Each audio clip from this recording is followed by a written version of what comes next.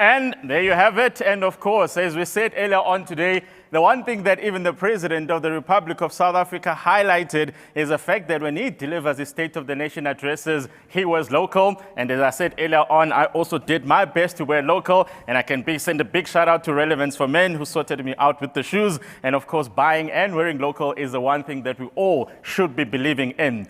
The other important point that I keep telling you is that guess what? Tomorrow, for those of us that struggle to navigate our way through the different regulatory issues in order to be able to get our access to the market, we will bring you no less than 15 different regulatory agencies in the Business Solutions Hub where you can actually interact with them and ask them the simple question of, guys, the one time I logged into this website and I thought that this document was going to go and make its way into some evaluation, it never happened. How do you help me? How do you assist me? So that's definitely going to be the key highlight of tomorrow's summit as we get into the third day. But of course, as I said earlier on today, even though I'd like to believe that I wore the best that I could find in my wardrobe, I'm about to be completely overwhelmed. I think I'm going to be overtaken because the people that you're going to see on stage right now not only have an intimate understanding of fashion, they actually live it. And of course, this is, the panel that's going to focus on whether we are wearing local. And wearing local is indeed lekker.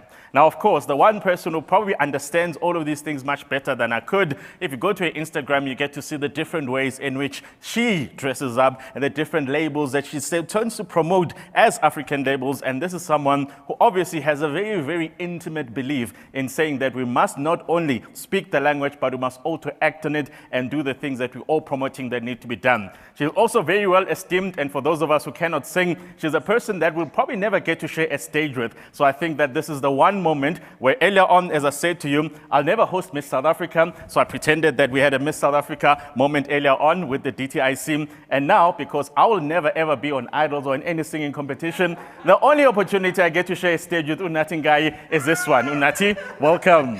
Thank you, Kai. I'm not deserving of that beautiful intro. And you deserve a hug. Thank you. All the best, eh? Are you well? You look phenomenal. Yes. Relevance for Men out here. You must be kinder to yourself. You look phenomenal. Thank you. How do you feel?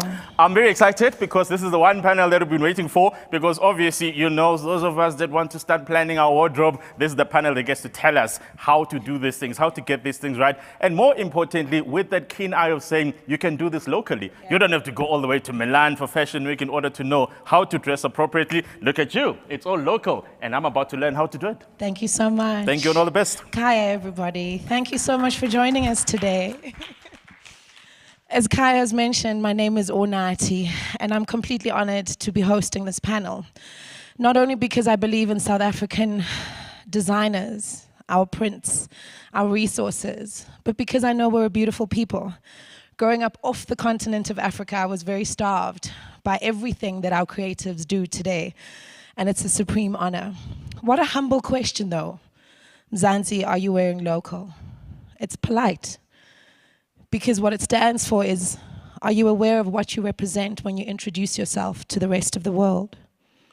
Are you aware of what you are saying to the world without even opening your mouth? So when Makosa is at New York Fashion Week and Nungu Diamonds is dominating the global sphere when it used to be not quite the Bule family, and when Asanda says, I'm going to design new prints, and when Imprint says, I'm going to recreate our heritage.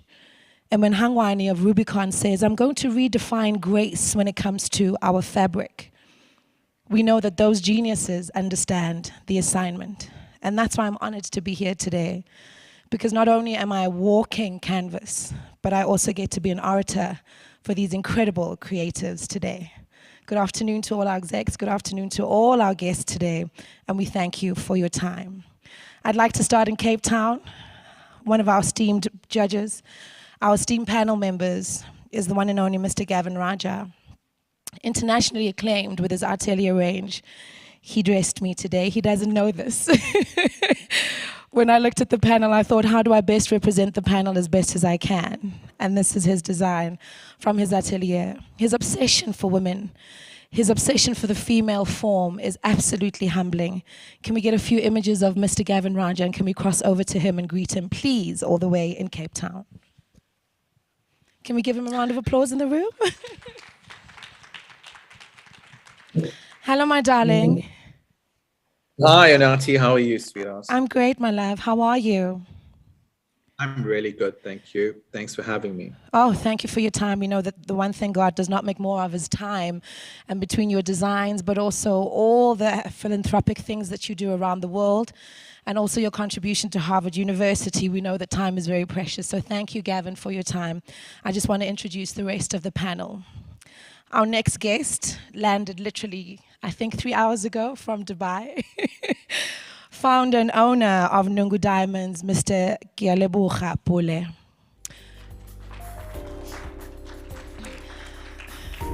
An ode to Nungu Diamonds as well. I speak of creatives. Thank you so much. Anytime.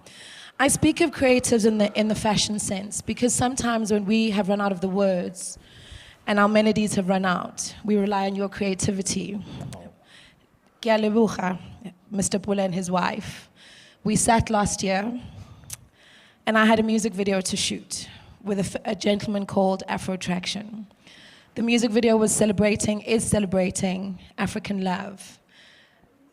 Mr. and Mrs. Pule sat me down and they said, what would you like us to create for your music video? And I said, I'm humbled, anything you want. And they said, what is the video about? And I said, African love. And I said, Nguni love. And what they did was create this bracelet for me, which is a replica of the Zulu love letter. They went extensively into research. The colors, what does the blue stand for? What does the green stand for? What does the red stand for? And they created this. And this is what I speak of our artisans, is that their visions and their imagery and their genius speak long after we have failed to say the words or express ourselves. And this is the creativity we're celebrating today. I'd like to welcome on stage another panelist of ours, Sandy Rogers, representing Coop Studios. Sandy, please join us on stage.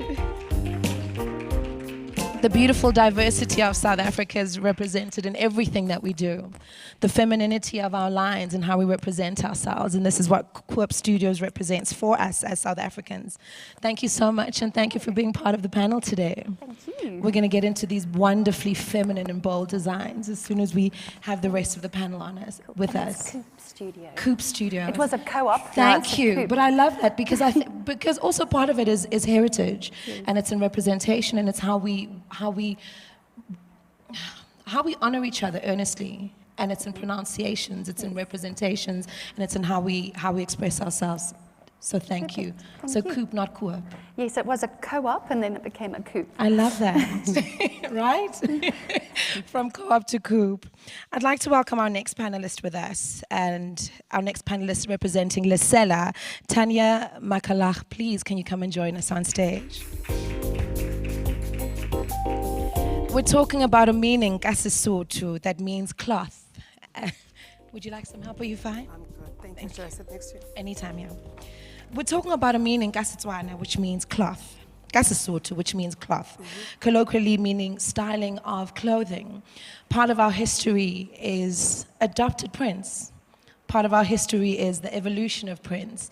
And the beautiful thing is that we're talking about the evolution of prints and the evolution of our fabrics within our cultural heritage. Thank you so much for joining us this afternoon. Thank you. It's a pleasure to be here. We continue with our panel and we ask to join us on stage Silo Medupe, Scalo Designs, from Soweto to the world.